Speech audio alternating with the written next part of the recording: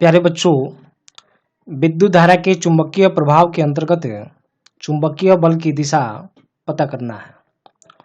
और इस विद्युत धारा का जो चुंबकीय प्रभाव है इसे दूसरे नाम से भी जानते हैं, जिसे गतिशील आवेश और चुंबकत्व भी कहा जाता है। तो इसी के अंतर्गत हम लोग को चुंबकीय बल की दिशा कैसे प्राप्त करेंगे इसके बारे में जानना है। हम लोग दिशा प्राप्त करने के लिए दो नियम है। एक पहले नियम को हम लोग पहले वाले वीडियो लेक्चर में जान चुके हैं। इसमें देखिए क्या है, फ्लेमिंग के बाएं हाथ का नियम। तो बाएं हाथ के नियम के आधार पर हम लोग चुंबकीय बल की दिशा प्राप्त करते हैं।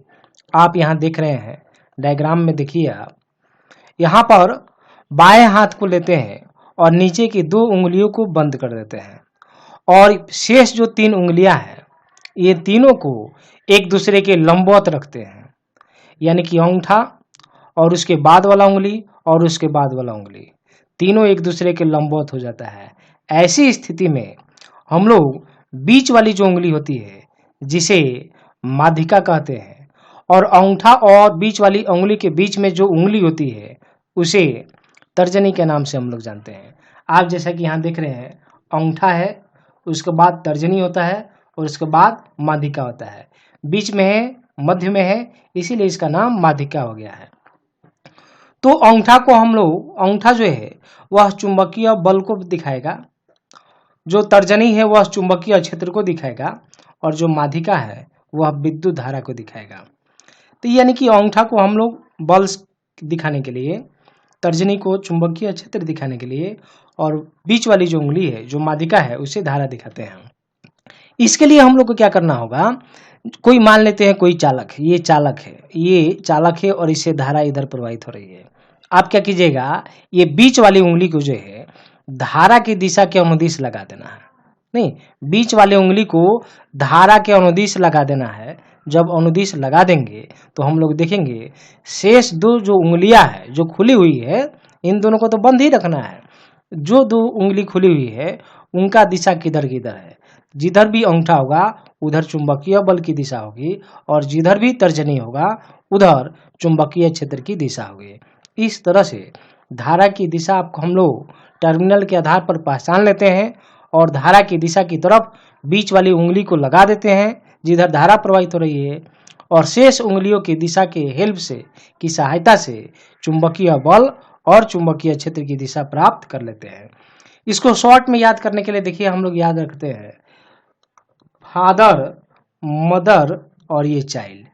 एफ का मतलब हो गया यहाँ पर फादर, एफ का मतलब हो गया फादर, फादर का मतलब हो गया फोर्स शॉर्ट में याद करने के लिए। एम का मतलब हो गया मदर, मदर का मतलब हो गया मैग्नेटिक फील्ड, मदर का मतलब हो गया मैग्नेटिक फील्ड हो गया ना, यानी कि चुंबकीय क्षेत्र। सी का मतलब क्या हो गया, चाइल्ड, सी का मतलब चाइल्ड, चाइल्ड का मतलब क्या हो गया, करेंट हो गया। तो इस तरह से भी हम लोग ये याद रहेगा फादर मदर चाइल्ड। तो father mother child, okay, father mother child. Father की तरफ मतलब फोर्स, मदर की तरफ चुंबकीय क्षेत्र हो जाएगा और चाइल्ड की तरफ करंट हो जाएगा। तो ये है फ्लेमिंग के बाएं हाथ का नियम। बच्चों, ये तीन बात हम लोग को याद रखनी है। पहली है आवेश स्थिर रहेगा, आवेश रुका हुआ रहेगा, ऐसी स्थिति में केवल और केवल विद्युतीय क्षेत्र उत्पन्न होता है जब आवेश स्थिर रहता है। दूसरा है जब आवेश किसी चालकीय तार में, कोई तार है और इसमें गतिशील होगा, नहीं तो जब आवेश किसी चालकीय तार में गतिशील रहेगा ऐसी स्थिति में केवल और केवल जो है चुंबकीय क्षेत्र उत्पन्न होगा। और तीसरा है जब आवेश हवा में गतिशील होगा ऐसी स्थिति में विद्युतीय और चुंबकीय दोनों क्षेत्र उत्पन्न होते हैं। फिर से आवेश स्थिर रहेगा तब भी जीरो हो जाएगा, तो केवल विद्युतीय क्षेत्र उत्पन्न होगा।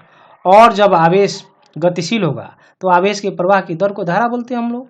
तो जब आवेश तार में गतिशील होगा तब केवल चुंबकीय क्षेत्र उत्पन्न होते हैं और जब यही आवेश हवा में गतिशील होंगे तो विद्युतीय और चुंबकीय दोनों क्षेत्र उत्पन्न होंगे। देखिए यहाँ से ऑब्जेक्टिव क्वेश्चन पूछे जाते हैं, यदि आवेश हवा में गतिशील हो तो निम्न में से कौन सा क्षेत्र उत्पन्न होगा। पहला दे देगा विद्युतीय क्षेत्र, दूसरा ऑप्शन दे देगा चुंबकीय क्षेत्र, तीसरा ऑप्शन दे सकता है विद्युतीय और चुंबकीय दोनों, और चौथा दे देगा कोई नहीं। तो आंसर क्या हो जाएगा? तो हवा में गतिशील है इसलिए दोनों क्षेत्र उत्पन्न होंगे, विद्युतीय भी और चुंबकीय दोनों क्षेत्र उत्पन्न होंगे। बच्चों, हम लोग गतिमान आवेश पर चुंबकीय बल का व्यंजक प्राप्त करने जा रहे हैं। तो देखिए यहाँ पर स्टेटमेंट हम लोग का लिखा हुआ है, जब कोई आवेशित कण, ये आवेशित कण बोलने का मतलब धनावेशित कण भी हो सकता है और ऋणावेशित कण भी हो सकता है। धनावेशित कण बोलने का मतलब जो है अल्फा कण हो जाएगा, प्रोटॉन हो जाएगा, न्यूट्रॉन हो जाएगा, ये सब जो है कहलाएगा धनावेशित कण। और ऋणावेशित कण बोलने का मतलब हो जाएगा इलेक्ट्रॉन। तो हम लोग यहाँ लिखें जब कोई आवेशित कण, तो आवेशित कण धनावेशित भी हो सकता है और ऋणावेशित भी हो सकता है, और यह जो है किसी चुंबकीय क्षेत्र में गतिशील रहता है। ऐसी स्थिति में आवेश के गति के दिशा और चुंबकीय क्षेत्र की गति की दिशा दोनों के लंबवत एक बल लगता है जिसे चुंबकीय बल कहते हैं। आइए इस चीज को समझने के लिए यहाँ डायग्राम लेते हैं हम लोग। तो आप जब इस डायग्राम को देखेंगे तो हम लोग मान लेते हैं यहाँ पर कोई आवेश है, ये है आवेश और ये आवेश ले लेते हैं Q, और यह जो Q आवेश है B चुंबकीय क्षेत्र में, यह B क्या है? चुंबकीय क्षेत्र है, और B चुंबकीय क्षेत्र में जो है गतिशील है। लेकिन यह जो आवेश है इस चुंबकीय क्षेत्र के लंबवत दिशा में गतिशील है, यानी कि इधर गतिशील है, तब ना लंबवत होगा। देख रहे हैं लंबवत की बात करें, लंबवत दिशा में गतिशील है। जब लंबवत दिशा में गतिशील रहेगा यह आवेश, तब इस आवेश की गति के दिशा और चुंबकीय क्षेत्र दोनों के लंबवत, तो दोनों का लंबवत यह हो जाएगा, जेड अक्ष की तरफ हो जाएगा। दोनों के लंबवत एक बल लगता है और इस बल को ही क्या बोलेंगे? चुंबकीय बल कहते हैं। अब यह बल का मान क्या होगा इसके बारे में हम लोग यहाँ आते हैं। तो पहला, चुंबकीय बल का मान जो है आवेश के परिमाण के समानुपाती है। मान लेते हैं चुंबकीय बल F है, इसको FM लिख दिए हैं। M का मतलब हो गया मैग्नेटिक, F का मतलब हो गया फोर्स, मैग्नेटिक फोर्स यानी कि चुंबकीय बल। और यह आवेश के परिमाण के, धन आवेश रहेगा तब भी उसका मोड ले लेना है, ऋण आवेश रहेगा तब भी मोड लेंगे, यानी कि धनात्मक आवेश का मान लेना है। आवेश के परिमाण के समानुपाती होता है, तो यहाँ ले लिए समानुपाती, इसको मान लेंगे समीकरण फर्स्ट। दूसरा यहाँ देखिए चुंबकीय बल का जो मान है आवेश के वेग के समानुपाती। अभी मान लेते हैं यह आवेश जो है चुंबकीय क्षेत्र के लंबवत दिशा में गतिशील है, यानी कि y अक्ष की तरफ गतिशील है। अब मान लेते हैं किस वेग से गतिशील है? तो v वेग से गतिशील है। तो यहाँ लिख पाएंगे हम लोग FM समानुपाती v, और ये हो जाएगा समीकरण 2। तो समीकरण 1 और 2 से हम लोग लिख सकते हैं, समीकरण 1 और 2 से दोनों समीकरण को एक साथ लाएंगे तो लिख पाएंगे FM समानुपाती, ये हो जाएगा QV, और इस समानुपाती को हटाएंगे एक नियतांक देंगे तो हम लोग लिख पाएंगे FM बराबर हो जाएगा यहाँ पर BQV। यहाँ जो B है एक नियतांक है, B क्या है? एक नियतांक है, एक नियतांक है जिसे क्या बोलेंगे? चुंबकीय क्षेत्र, जिसे चुंबकीय क्षेत्र कहते हैं। तो चुंबकीय क्षेत्र नियतांक है, इसका मतलब जो है एक बार जो चुंबकीय क्षेत्र दे दीजिएगा उसका मान न घटेगा न बढ़ेगा, यह स्थिर रहेगा, नियत रहेगा। इसके मान को घटाना बढ़ाना नहीं है। वेग भले घटेगा बढ़ेगा, एंगल भले घटेगा बढ़ेगा, बी हमेशा नियत रहेगा। तो बी नियतांक है। तो इस तरह से आवेश पर कितना बल लगेगा ये बल का मान हम लोग निकालिए। अब देखिए बच्चों, ये जो हम लोग बोल रहे हैं कि चुंबकीय बल की दिशा है इन दोनों के हमेशा लंबवत होता है। अब लंबवत तो हो गया, तो आपको दिमाग में आएगा कि नीचे की तरफ क्यों नहीं दिखा है? ये जो चुंबकीय बल की दिशा दिखाए हैं ऊपर दिखाए हैं, ऊपर लंबवत है, नीचे इधर भी आ जाएंगे तब भी तो लंबवत हो जाएगा, तो नीचे की तरफ क्यों नहीं दिखाया गया है? इसलिए नहीं दिखाया गया है। हम लोग अभी तुरंत पर है इसके इस टॉपिक के पहले फ्लेमिंग के बाएं हाथ के नियम।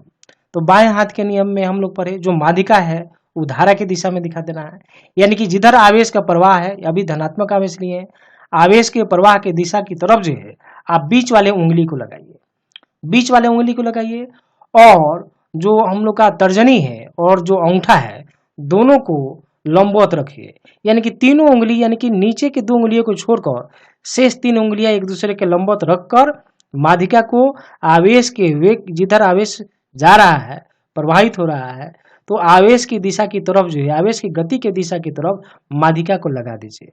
जब माध्यिका को लगाइएगा तो आप पाइएगा जिधर भी आपका अंगूठा होगा उधर ही चुंबकीय बल की दिशा होगी और जिधर तर्जनी होगा उधर चुंबकीय क्षेत्र होगा।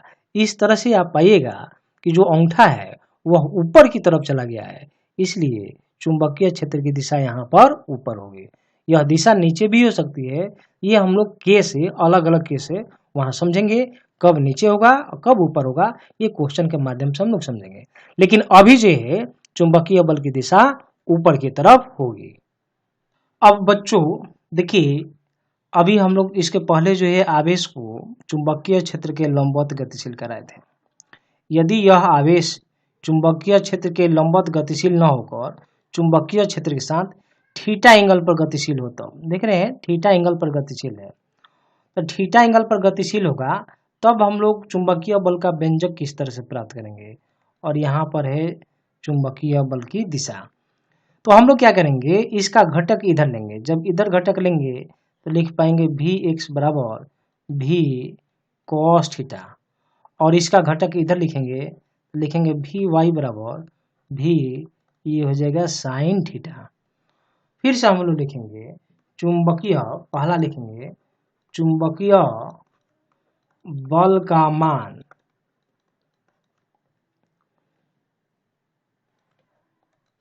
आवेश के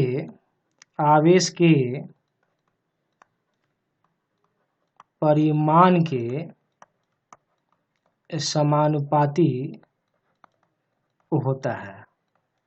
तो हम लिख पाएंगे एफ एम समानुपाती क्यू, समीकरण 1।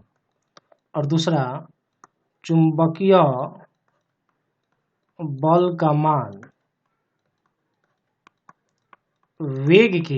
वेग का मतलब कि आवेश का वेग के समानुपाती होता है। तो आवेश का देखिए वेग हम लोग वैसा ही वेग लेंगे जो चुंबकीय क्षेत्र के साथ 90 डिग्री बना रहा। तो 2 वेग है यहाँ पर, एक भी कॉस थीटा और एक भी साइन थीटा, एक यह भी वेग है।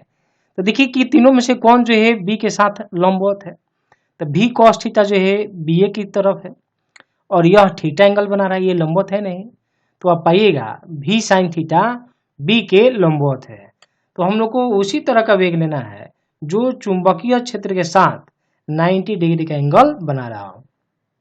तो यहाँ लिख पाएंगे हम लोग एफ एम समानुपाती भी साइन थीटा, ये हो जाएगा समीकरण 2। यहाँ लिख पाएंगे समीकरण 1 और 2 से, इन दोनों समीकरण की हेल्प से तो हम लोग यहाँ लिख पाएंगे एफ एम समानुपाती क्यू भी साइन थीटा, और इस समानुपाती को हटाएंगे, एक नियतांक देंगे, तब लिख पाएंगे बी क्यू भी, और ये हो जाएगा साइन थीटा। इस तरह से चुंबकीय बल का मान प्राप्त कर लेते हैं। यदि इसे सदिश रूप में लिखना होगा तब यहाँ लिखेंगे हम लोग सदिश रूप में। तो देखिए सदिश रूप में कैसे लिखेंगे, तब लिख पाएंगे एफ एम बराबर क्यू इंटू भी क्रॉस बी, क्या हो जाएगा भी क्रॉस बी, ये हो गया सदिश रूप में। ये चुंबकीय बल को हम लोग लिख पाते हैं। देखिए यहाँ 3 विशेष स्थितियां हैं, बारी बारी से हम लोग व्याख्या करते हैं। पहली विशेष स्थितियां हैं यदि आवेश Q चुंबकीय क्षेत्र में स्थिर होता, यानी कि रुका हुआ है।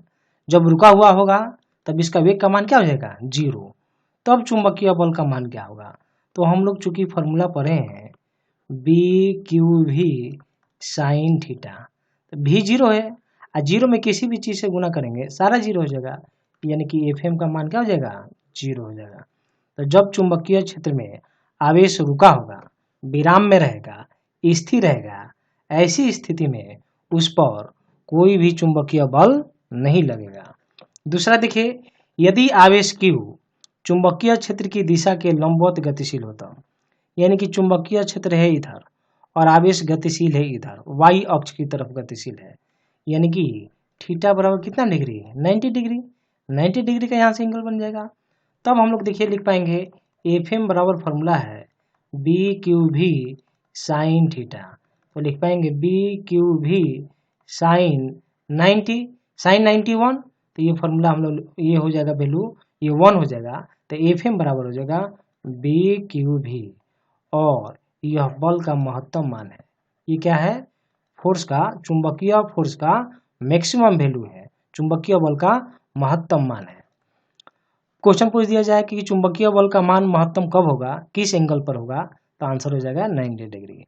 तीसरा देखिए, यदि आवेश चुंबकीय क्षेत्र की दिशा में गतिशील होता हो, तो चुंबकीय क्षेत्र है इधर, देख रहे हैं ना, एक्स अक्ष की तरफ, और आवेश यदि इधर ही गतिशील हो जाएगा तो दोनों एक ही दिशा की तरफ हो जाएगा।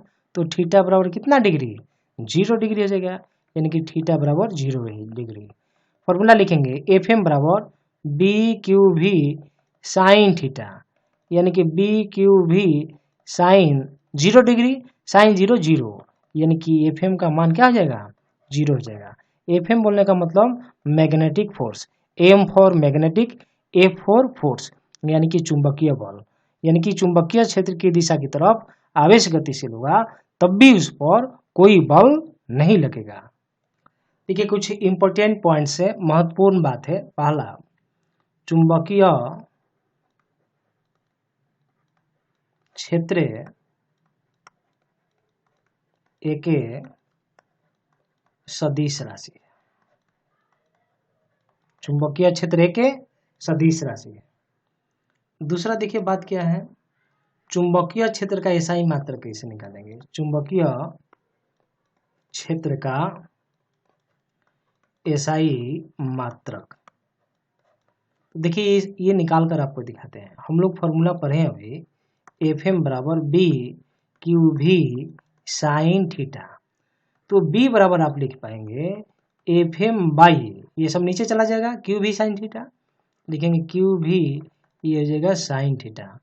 यहाँ देखिए ये चुंबकीय बल है और बल का मात्रक होता है न्यूटन, तो दे दिए हम लोग न्यूटन। ये आवेश है, आवेश का मात्रक होता है कूलाम, और ये वेग है, भी का मतलब वेग, वेग का मात्रक हो जाएगा मीटर प्रति सेकेंड। और ये साइन थीटा, साइन थीटा बोलने का मतलब मान लेते हैं कुछ वैल्यू देगा, ये कुछ मान देगा, जैसे साइन 30 है तो 1/2, साइन 45 डिग्री है तो 1/√2, साइन 60 है तो √3/2, और ये सब का कुछ भी मात्रक होता नहीं है, जस्ट हम लोग मान लिखते हैं, इसलिए इसका कोई भी यहाँ पर मात्रक नहीं होगा। तो इस तरह से सबको अब हम लोग नीचे वाला को ऊपर ले जाएंगे, ऊपर ले जाएंगे तो लिख पाएंगे न्यूटन प्रति कूलाम प्रति मीटर, और ये सेकेंड वाला नीचे माइनस है, पावर में ऊपर जाएगा तब प्लस हो जाएगा। तो हम लोग लिख पाएंगे न्यूटन सेकेंड प्रति कूलाम प्रति मीटर, और 1 न्यूटन सेकेंड प्रति कूलाम प्रति मीटर बराबर होता है 1 टेस्ला। क्या होता है, 1 टेस्ला, और इसे हिंदी में नाम है, चूंकि इसे हिंदी में भी टेस्ला बोलते हैं, और इसे कैपिटल टी से दिखाते हैं। अतः ध्यान में रखना है, हम लोग बोलते हैं अतः चुंबकीय क्षेत्र का एसआई मात्रक क्या होता है, एसआई मात्रक टेस्ला होता है। अब देखिए बच्चों, हम लोग जो है इसका सीजीएस एक और मात्रक होता है, एक और मात्रक जानिए, यहाँ लिख देते हैं चुंबकीय क्षेत्र का अन्य मात्रक, चूंकि इसमें भी कभी कभी क्वेश्चन दिए गए रहते हैं, तो वह होता है वेबर प्रति मीटर स्क्वायर, और शॉर्ट में हम लोग बोल देते हैं वेबर के लिए WB, और ये हो जाता है मीटर स्क्वायर, या हम लोग ऐसे भी लिख सकते हैं वेबर प्रति मीटर स्क्वायर। अब देखिए इसका सीजीएस मात्रक, यानी कि चुंबकीय क्षेत्र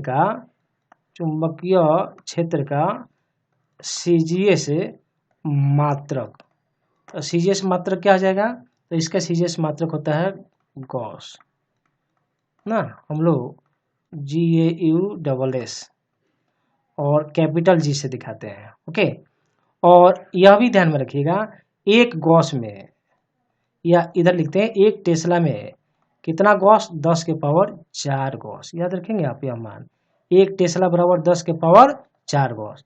अगर पूछ दिया जाए आपसे एक गॉस में कितना टेस्ला, 10 के पावर -4 टेस्ला।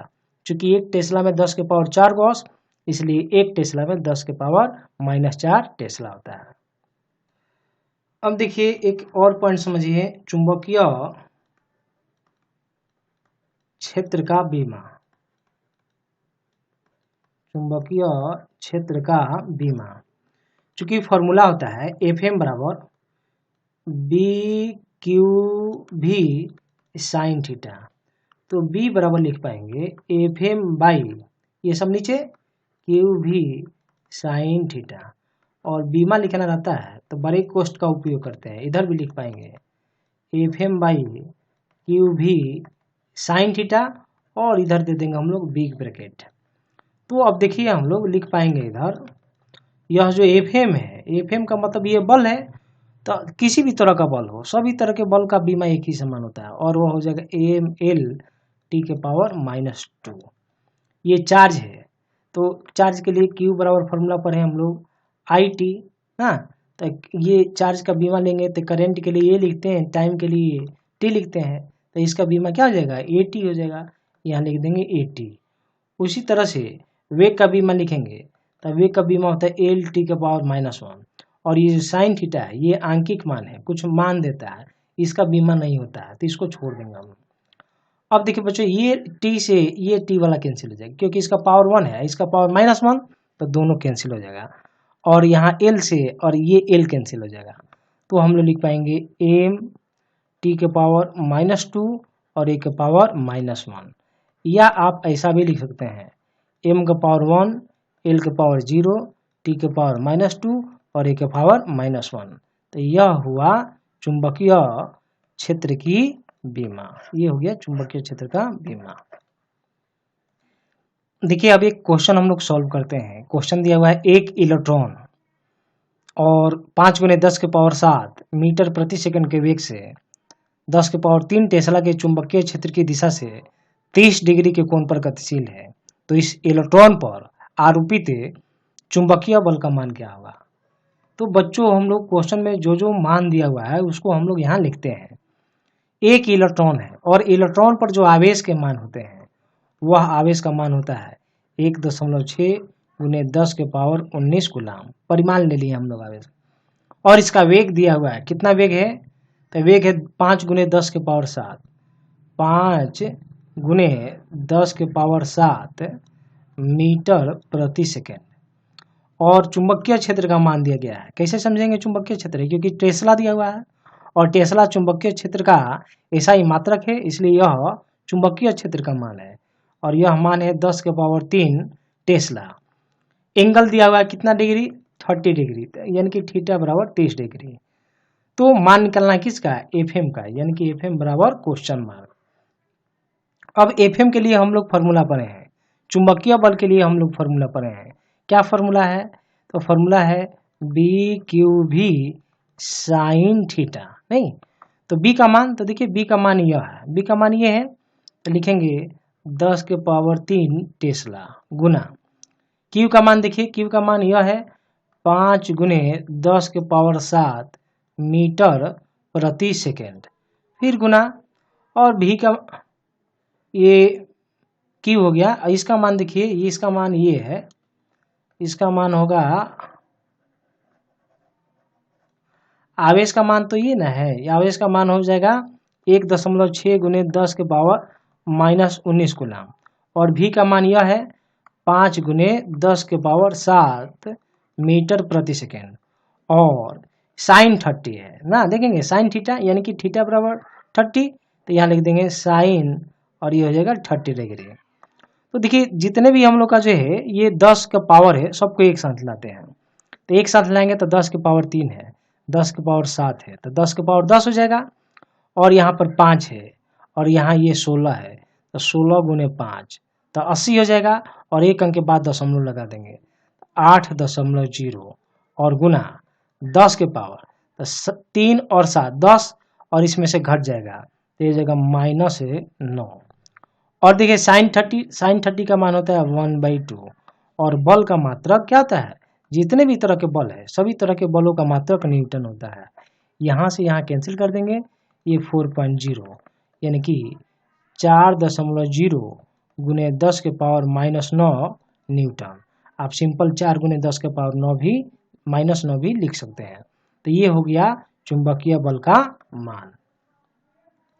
देखिए बच्चों एक और प्रश्न यहाँ दिया गया है, कोई अल्फा कण है तो अल्फा कण पर आवेश का मान क्या होता है, अल्फा कण पर आवेश का मान 2e के बराबर हो जाएगा, यानी कि 2 गुने 1.6 गुने 10 के पावर -19 कूलम, यह हो जाएगा 3.2 गुने 10 के पावर -19 कूलम।